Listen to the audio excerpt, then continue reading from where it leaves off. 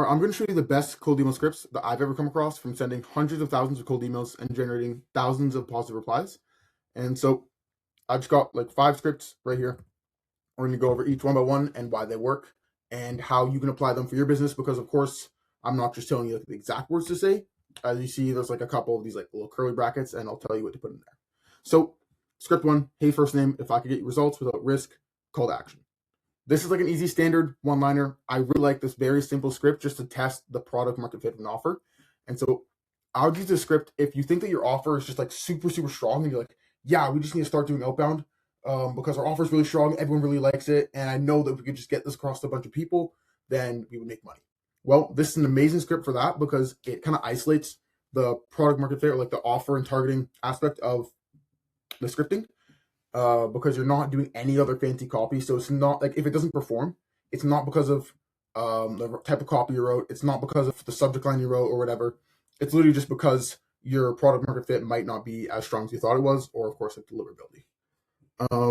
And so let's say we're like an advertising agency. We'll use this example for most of these scripts. Let's say we're an advertising agency and we're reaching out to local businesses. Hey, first name, if I could get you 10 new dental patients in the next 60 days, or you don't pay a cent, would you be open to a conversation?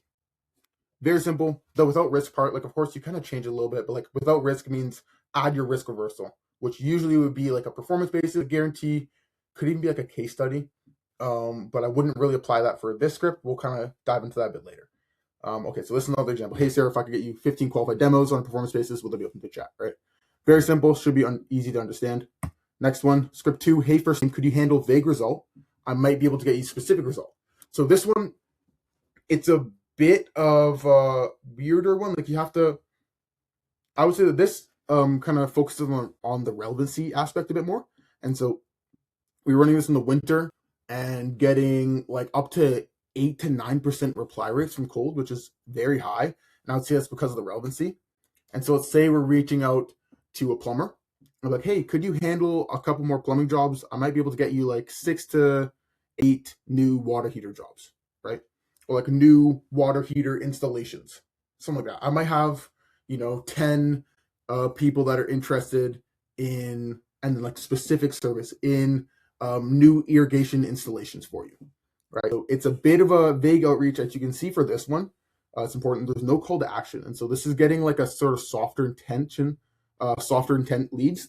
But if I'd say this is good for if you want to capture interest for an outcome without giving away how it's created. So like if you're running it for like an SEO offer or some sort of offer where people might be turned off by it if you say exactly what you do. So even if you say like I would assume if you say yeah, can I run meta ads for you, or like we do this through meta ads, a lot of people might just kind of be like, oh yeah, everyone runs meta ads these days. Like they're just the same as these other advertising people. But if you just say, oh yeah, could you get this big result, kind of captures interest, and then be like, I could probably get you like this specific result, show them that the email is actually made for them. It doesn't seem like a mass outreach. It's a good way to capture interest without giving away how an outcome is created. After, if you get this script to work, you might want to switch to a new script using the principles that worked in this script to get higher intent leads, because these people are going to need a little bit more conversation or might have a lower lead to booking rate. So that's important to note. Hey, Mark, could you handle some more appointments? I might be able to get you 6 to 8 walk-in customers every month, right? Something like that. Script 3. Hey, first name, not sure if you have the need for it, but I could get you a result. Very simple. I got sent this cold email once like a year and a half ago. And I was like, oh, I kind of like that. I just started running it and it works really well. This is just kind of building on the interesting, like, don't know if you even have the need for this. Not sure if you even need this. Keep in mind, like, just take the principles from these scripts. You don't need to just copy paste these scripts and like paste in what you do. These are templates, but I want you to learn the principles of why these scripts work. And as you can see, they're very, very simple. And we'll kind of touch on why after we get to the last script. But start thinking about that, because it is important to note that these are all very, very simple scripts. And so easy. This is another easy one just to test like the product market fit of an offer in a slightly different way. So if you want to test this versus script 1, and it's just slightly worded differently. So sometimes for different offers, different wording kind of makes the offer come across better. There's no easy way to explain this, but just like if you just say it in different ways, you can know, be like, okay, if someone said it to me in this way versus this way, what sounds more appealing? Um, and yeah, this is a script that's worked a while. So, like, hey, James, not if you have need for it, but I can get you 10 to 15 new lawn care clients per month. Would that be of any interest? And keep in mind, whenever we're pitching, like doing like the result, it doesn't say offer there, it says result. And the reason for that is because you want to pitch your offer as an outcome based offer. So if you're running advertisements, don't say, hey, could I run your ads and you don't pay for no results, right? Like instead of saying, could I run your ads or could we do your meta ads? We can do SEO for you. We can do CRO for you. Say, hey, we can get you this result. You don't even have to say what the service is. Sometimes, if I mean, there's different cases. There's always different variables that are kind of in play. Sometimes you can say we can get you this from doing this. I like to do that if the service that you do is kind of unique and it seems like a unique selling proposition of why you can actually get that result. But if it's just like I can get you this result from doing meta ads or from doing SEO, that's not really going to help it too much. Whereas if it's like I can get you this result from a custom software that we built specifically for landscapers, that would be worth mentioning because it's like, oh, I like it kind of builds more trust for like, oh yeah, they could get this result because they're doing something new or because they put in this effort to make this specific service for us. And so that's another very simple, very easy, straightforward product market fit testing script. Number 4, hey, first name, I can get you results without risk, call to action, PS line, we do service for ICP to get outcome. So this PS line, I use this a lot. There's a lot of different things you can put in here. You can put like a risk reversal, you can put in like a case study, different things like this, like your guarantee. Or just like we do service for ICP to get outcome. This is kind of like a relevancy thing, and then also a way to mention like the results you usually get. And so like, hey, Lisa, I can get you 20 demos in 60 days, you don't pay a cent. So that's like your sort of full outbound offer. Like I can get you this result in this time with this risk reversal, CTA. That's an easy, just product market fit testing. And then PS, we do lead gen for commercial cleaning companies to get consistent clients every month. And then so it's kind of like I'd say this PS line is building relevancy. And okay, so they do this for cleaning companies. Okay, I kind of know what they do. And of course, in all these scripts, you can add like the best account signature, and you can also put the name of your company, the search for your company. You're like, yeah, okay, they work with people just like me, and it's not just like a random email that's offering demos when they're not even saying what type of demos they are. Do they know that we're a cleaning company? Yeah, like that. And so it's literally just building relevancy. Script 5, hey, first name, we've been working with case study, get result. If we could do that for you, call to action. This is good. I'd say I probably use this the least out of the 5 scripts, but if you have a really strong case study, it can be very, very effective. So if you have a really strong case study in the industry that they would know, or sometimes if you just have a really good result that you've gotten, this can help well, leveraging that case study. And it's like, hey, Tom, we've been working with a Series A fintech to generate 34 qualified demos last month. If you do this for you, we'd be open to talk. And that's lowering the risk on one aspect of we did this for a big company where we've gotten this result before.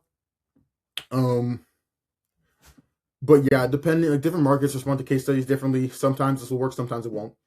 And yeah, it's a script that's worth testing though. And so that's that's it. What I'll say about these scripts is hopefully you notice every single one of these scripts. If you look at like what's in the curly brackets, like the variables and like different things that you're going to change, that's going to be like over half the script once you actually fill it in with what you're going to say. What I want to come across to you who's watching this when you see all these different script templates is that these aren't like these clever sort of sales tactic, like unique punches that we're giving to people. These are just like different ways of framing your core offer to who you're targeting. And we're slightly changing it based on what type of offer you have and what are the strong points of your offer. But really and truly, outbound comes to deliverability, offer, and targeting. Copywriting is not up there with these 3 things. And so infrastructure, we're not going to get into that this video because it's like a really big topic, but infrastructure, actually being able to just get across to your person, not land in the spam folder, it's always a factor. It's good to keep that in mind, but we're not going to focus on that. For now, it's just offer and targeting, right? And so for these scripts, what's going to make these scripts perform versus do completely horrible is just what offer are you actually pitching and who are you pitching it to?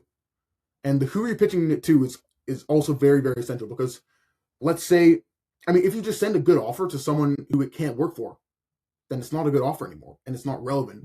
And what happens is you'll get low reply rates because it's not relevant, and people will mark you as spam, which will make your deliverability worse, which will make all your scripts start performing worse, and you can be in a downhill spiral. So honestly, I'll say, like, if you have a really good offer, really good targeting, it helps your deliverability, which is always a battle in outbound, especially if you're doing it at high volume, and it makes everything easier.